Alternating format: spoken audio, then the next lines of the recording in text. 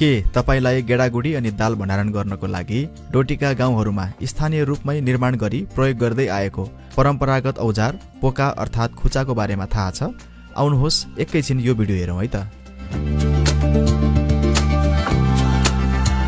यो हो धवलाबस्ती अनि लयटी गाउँ।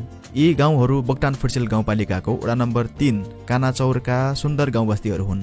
डोटीको बोक्टान फुटसेल गाउँपालिकाका विभिन्न गाउँ बस्ती र यहाँका विशेषताका बारेमा चर्चा गर्ने क्रममा यतिखेर म वडा नम्बर 3 को धवलाबस्ती र लयटी गाउँ आइपुगेको छु र आज म यी गाउँहरूको छोटो जानकारीका साथै मुख्य गरी यहाँ उत्पादन हुने गेडागुडीहरूलाई लामो समयसम्म सुरक्षित साथ राखिराख्न स्थानीय रूपमै निर्माण गरिने परम्परागत भण्डारणको औजार पोकाको बयान गर्नेछु। भिडियोको अन्तिमसम्म हेरेर साथ दिनु होला है त। यतिखेर म डोटी जिल्लाको बोक्टान फुटसेल गाउँपालिकाको वडा नम्बर 3 कानाचौरको पनि लयटी भन्ने गाउँमा छु। यो लयटी गाउँभित्र छु।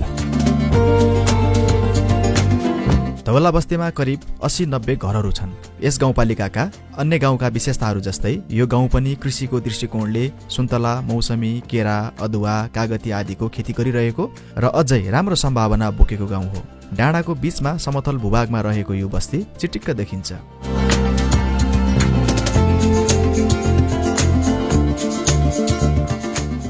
यस्तै लयटी गाउँमा पनि करिब 50-60 घरहरू छन्।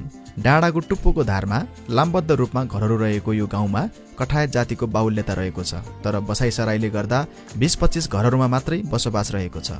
खेतीको दृष्टिकोणबाट यो गाउँ गेडागुडी अनि दाल अधिक रूपमा उत्पादन हुने गाउँ हो, तर खानेपानीको चाहिँ अभाव रहेको छ।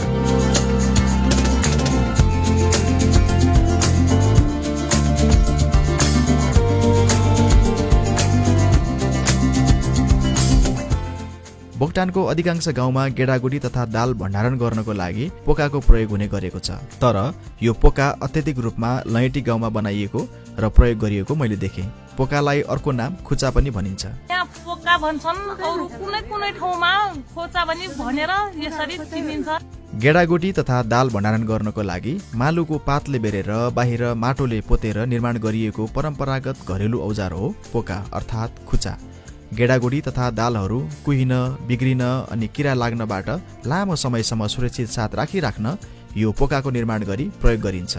सामान्य तरिकाले मालुको पात अनि रातो माटोले पोतेर निर्माण गरेको पोकाले करिब 4-5 वर्षसम्म सुरक्षित राख्दो रहेछ, तर मालुको पातलाई रातो माटोसँगै हरियो गोबरले पोतेर निर्माण गरेको पोकाले करिब 15 वर्षभन्दा बढी समयसम्म गेडागुडी सुरक्षित साथ राख्दो रहेछ। यो पोका मालको पातको भिन्टा काटेर अनि लगाएको हुन्छ अनि भित्र पात हुने बाहिर बाहिर पात हुन्छ, भित्र चाहिँ भटो मासु दाल राखेर अनि बन्द गरेर लिपेको। कति वर्ष टिक्छ यो राख्यो भने? यो 5 वर्षदेखि लिएर 10 वर्षसम्म टिक्छ। यसमा माथि पनि ल भन्नु न त्यो गोबर माटीले लिपेर लिपेपछि सुरक्षाको लागि 10-12 वर्ष टिक्छ। हजुर। डोटीको सदरमुकाम दिपायलमा हुर्के बढेकोले होला डोटीकै गाउँघरमा प्रयोग हुने गरेको थुप्रै परम्परागत तथा घरेलु सामग्री अनि औजारहरूका साथै यी गाउँहरूले बोकेको विशेषताको बारेमा म अनभिज्ञ रहेको आफैलाई महसुस भइरहेको छ। अहिले यसरी घुम्ने क्रममा केही थाहा पाउने क्रममा छु। आधुनिकताको प्रभाव अनि सुविधाको पहुँचसँगै यस्ता परम्परागत सामग्रीहरू केही त लोप भएर गइसके पनि, तर केही भने अझै पनि प्रयोगमा रहेका छन्। तपाईहरूलाई मैले देखे अनि जाने जतिको देखाउने प्रयास गरिरहेको छु र आगामी दिनमा पनि मेरो प्रयास जारी नै रहनेछ। यतिखेर युट्युबबाट हेर्दै हुनुहुन्छ भने सब्स्क्राइब गर्नुहोला अनि फेसबुकबाट हुनुहुन्छ भने फलो गरिदिनुहोला।